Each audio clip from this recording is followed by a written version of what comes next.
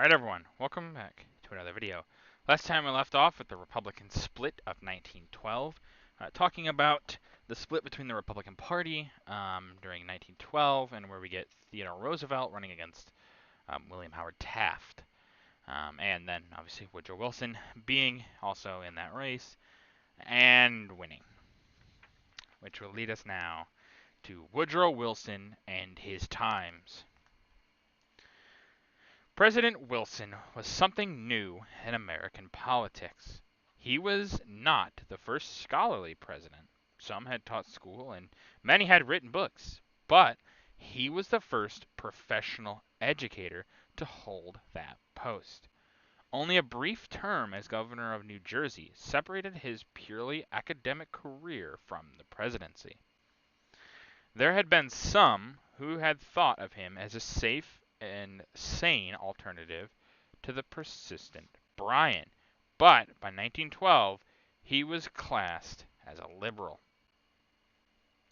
With strong support in Congress, Wilson was able to carry out most of his contemplated domestic reforms with little difficulty. The tariff was lowered, the national banking system organized, and the eight-hour day established for the railroads. Favorable legislation improved the position of the trade unions. His chief problems arose in foreign affairs.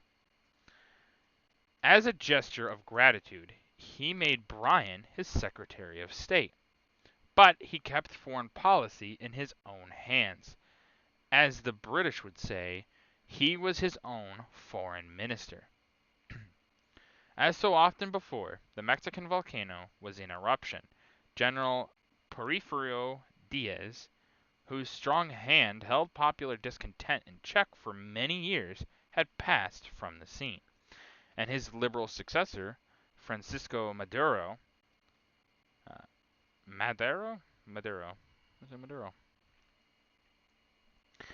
was unable to prevent a reactionary coup d'etat by General Victorino Huerta. Most foreign governments recognized Huerta, but Wilson refused to do so. He encouraged the Constitutionalists under Venustiano Carranza, I think that's how it's pronounced, and twice he intervened directly. On one occasion,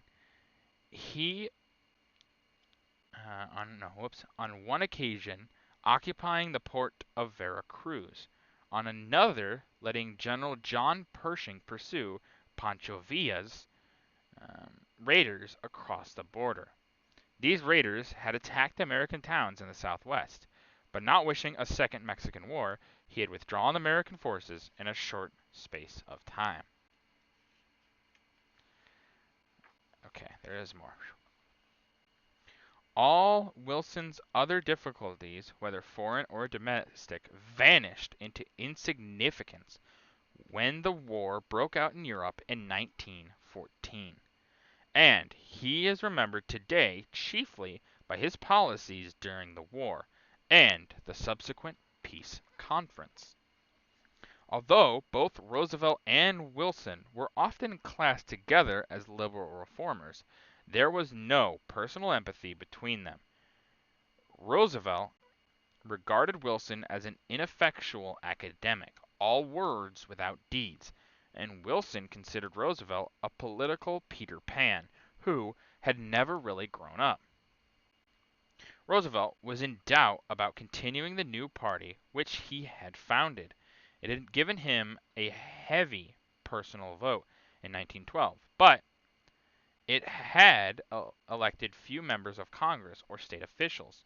With the coming of the European War, he thought it best to close the Republican ranks and defeat Wilson. So he accepted,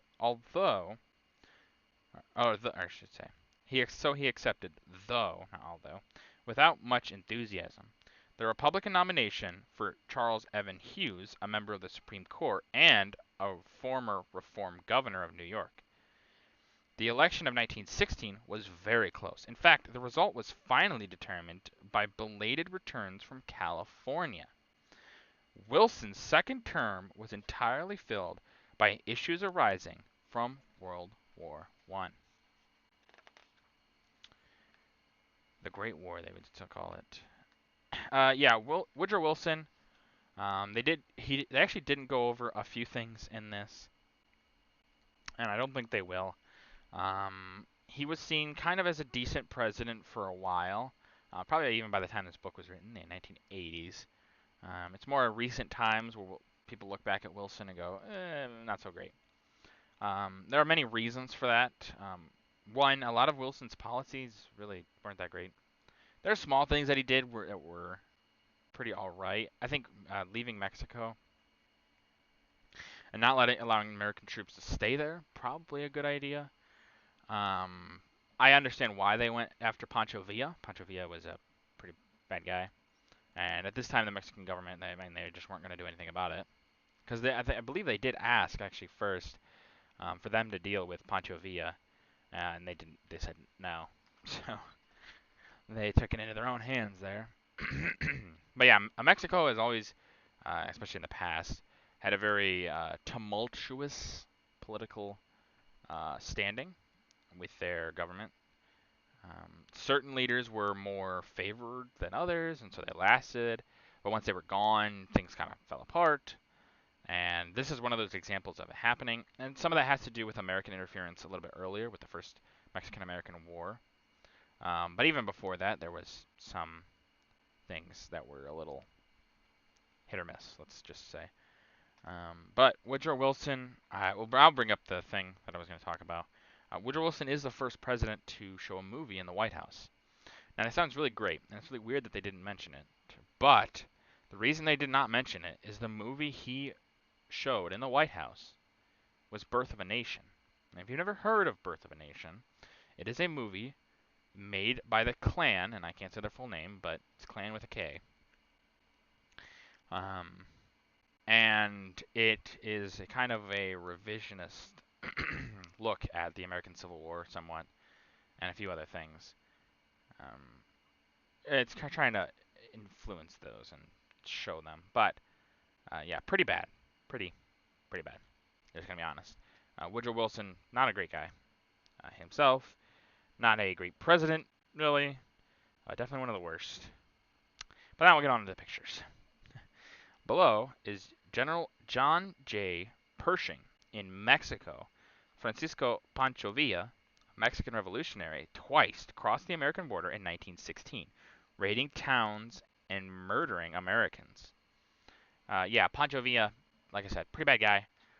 Pershing is a very interesting figure. He'll be very important as well in the First World War.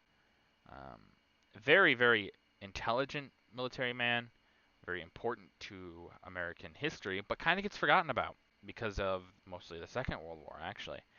Um, but he really shouldn't be. Pershing is a very smart guy. He kind of sets up America very astutely, you could say. Um, yeah, if you can ever look more into John J. Pershing, very, very important guy. At the bottom is the inauguration of Woodrow Wilson in 1913. And you can see Wilson there, and look at that. There's Taft. Taft is always he just looks like a very nice guy. You know, every time I see him, I'm like, yeah, you know what? I could. He's like, you know, he always looks like your grandpa or something like that. You know, he's like a more. He's Santa Claus without the beard. That's what he is. He's Santa Claus without the beard. I don't know if he was a nice person. I probably not. He's a politician, but you know, maybe. At the right here is Woodrow Wilson, the 28th president, United States president, 28th United States president. Yeah, Wilson actually, they didn't actually get into this either. Wilson will actually not, potentially, not fully fill out his entire term. During his second term, near the end of it, he suffers a major stroke, and he basically becomes bedridden. Basically, no one sees him except his wife. There's a lot of theories, which it's not impossible to assume that this could be true, but maybe it's probably not. It's hard to know though. that his wife became president basically in that time. She took over his duties as president. If true, she would be technically the first female president ever, the only female president,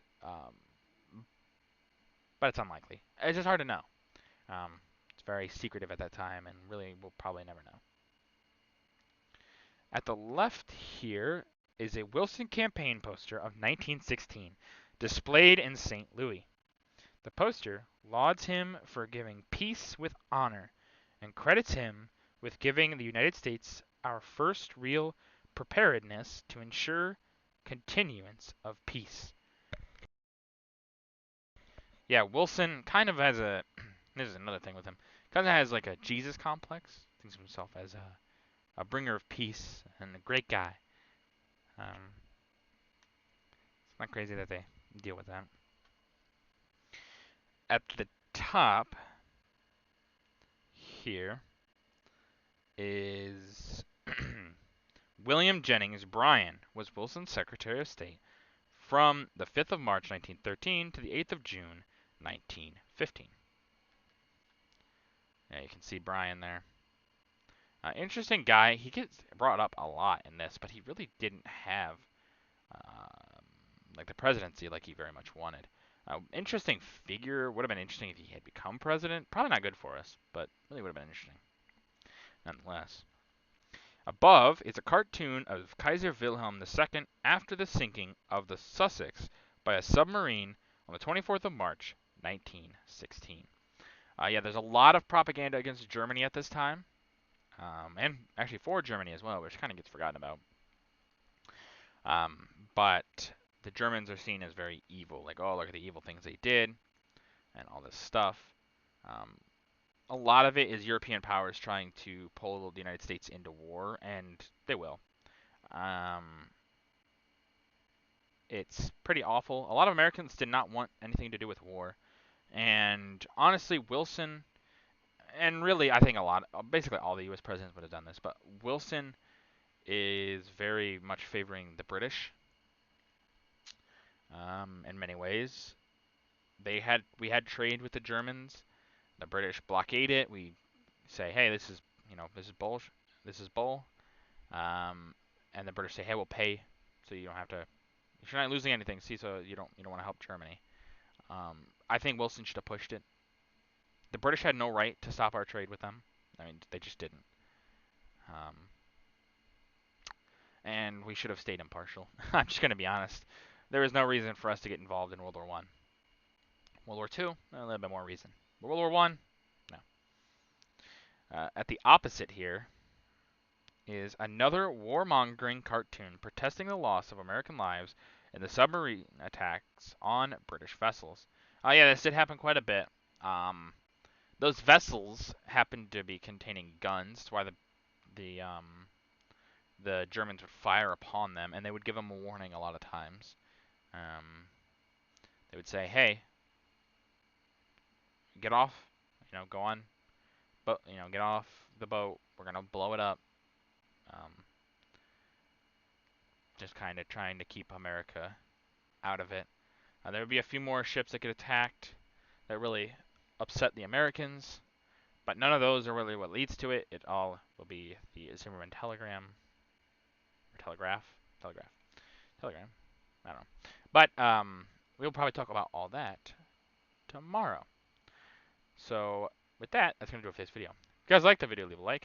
If you have anyone who's gonna improve on these videos, leave a comment down below. I always appreciate your feedback. And as always, subscribe. It really does help out the channel. Thank you.